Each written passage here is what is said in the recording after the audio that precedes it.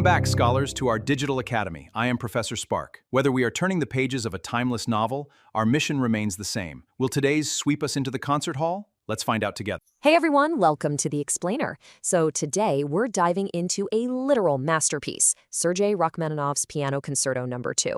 But we're not just going to sit here and look at notes on a page. No, we're actually exploring what I like to call a profound musical diary of emotional rebirth. I mean, this is basically the ultimate story about hitting absolute rock bottom and somehow composing your way back to the light. Seriously, think about this for a second. How do you come back from a failure so public, so massive, that it completely shatters your identity? It's a feeling a lot of us actually know pretty well today, right? We call it imposter syndrome or just crushing self-doubt. But imagine experiencing that on a huge, highly public stage back in the late 19th century. Rachmaninoff was this rising star, and he suffered a setback so severe, it just completely broke his identity as a creator. Section 1. A devastating creative crisis. So, to really understand the incredible heights of this beautiful concerto, we first kind of have to plunge right into the abyss. Let's look at how this builds over time just to see how rapid and extreme this roller coaster was. Okay, so in 1897, Rachmaninoff premiered his Symphony No. 1, and it was, well, an unmitigated disaster. The critics literally tore it apart. This brutal public humiliation threw him into a really deep depression.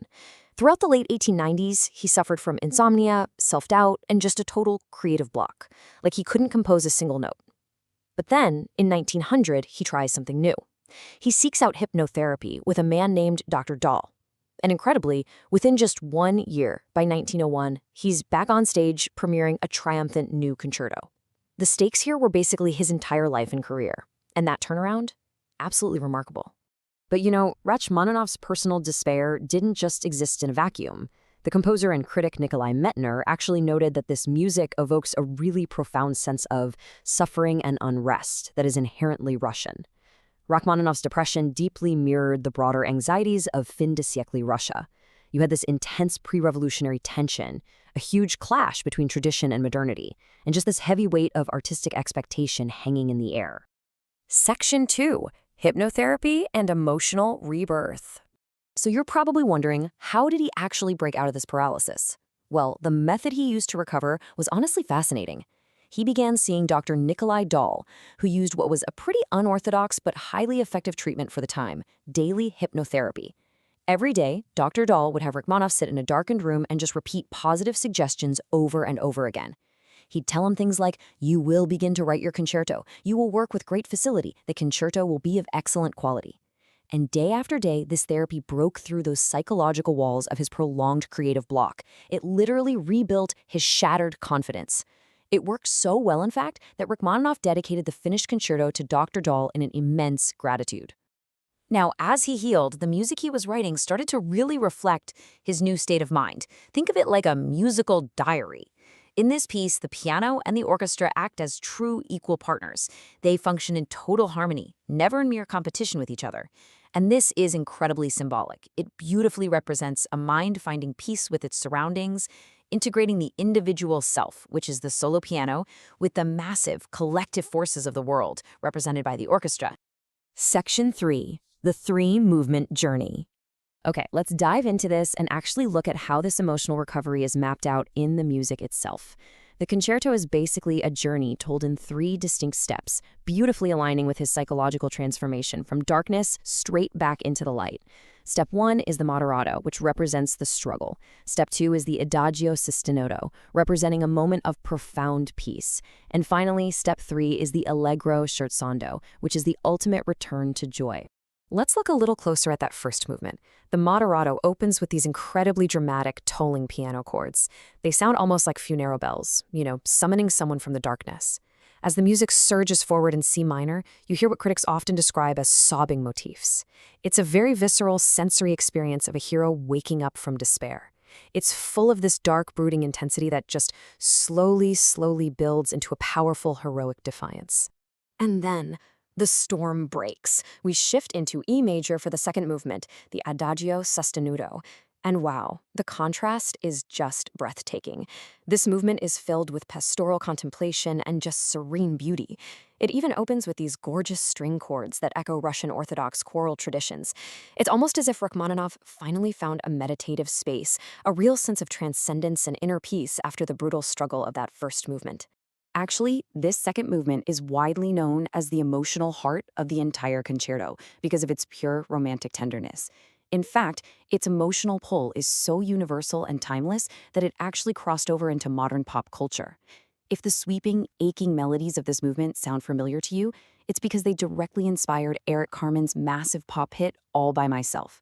No way, right? But it just goes to show that a beautiful melody expressing real human vulnerability, that never really goes out of style. Finally, we reach the Allegro scherzando, and the energy here accelerates dramatically. We're now in a triumphant C major. The playful energy eventually gives way to these lush, swooping melodies that basically just sweep you off your feet. It is a grand, entirely cathartic finale. Philosophically speaking, this movement completely embodies the redemptive power of art. It's the sound of pure exhilaration, vitality, and just a completely victorious release from the trauma that held him back. Section 4, The Last True Romantic. This triumphant comeback did way more than just save Rachmaninoff's career. It cemented his absolute legacy in music history. As the 20th century began to unfold all around him, his style became this philosophical statement in itself. On one side, we have Rachmaninoff's brand of romanticism, built on heartfelt expression, incredibly rich harmonies, and long, sustained melodies. But on the other side, we have the emerging modernism of the 20th century, which really favored intellectual austerity and musical fragmentation. So while his peers were busy breaking music apart to analyze it intellectually, Rachmaninoff remained stubbornly dedicated to subjective human experience and just unapologetic beauty. So the really crucial point here is that Rachmaninoff knew exactly who he was. And honestly, he didn't care about the changing trends. He defiantly self-identified as the last of the Romantics. His music, and this concerto in particular, philosophically affirms that human emotion, the struggle, the melancholy, the absolute ecstasy, is the ultimate truth of art. Section 5, A Universal Musical Legacy. As we bring this explainer toward its conclusion, we really need to look at the lasting impact of this monumental work. The meaning of the piece actually deepened as history marched forward. Following the Russian Revolution in 1917, Rachmaninoff was forced into permanent exile. He would literally never see his homeland again. Because of this massive historical tragedy, his music, including this very concerto, transformed for listeners and, of course, for the composer himself. It came to symbolize a deeply nostalgic longing for a lost Russia, forever blending his own personal tale of trauma and triumph with the massive, sweeping historical upheaval of his nation. Honestly, you simply have to hear this piece to fully grasp its power. I highly recommend seeking out the widely viewed live performance by pianist Anna Fedorova with the Philharmonie. It captures the drama and technical brilliance with just incredible sensitivity. But you could also look into historical recordings of Rachmaninoff himself playing it, or even fantastic modern renditions by Yuzha Wang and Sviatoslav Richter. Find one of these recordings, put on some really good headphones, and just let the emotion wash over you. Rachmaninoff stared into the abyss of his own completely shattered identity and used art, vulnerability, and sheer perseverance to compose his way back to the light. It's such a powerful reminder that even our darkest creative or personal blocks can literally be the prelude to our greatest masterworks.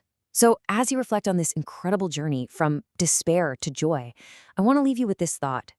In a modern world that so often leans toward fragmentation and self-doubt, how will you find your own triumphant resolution?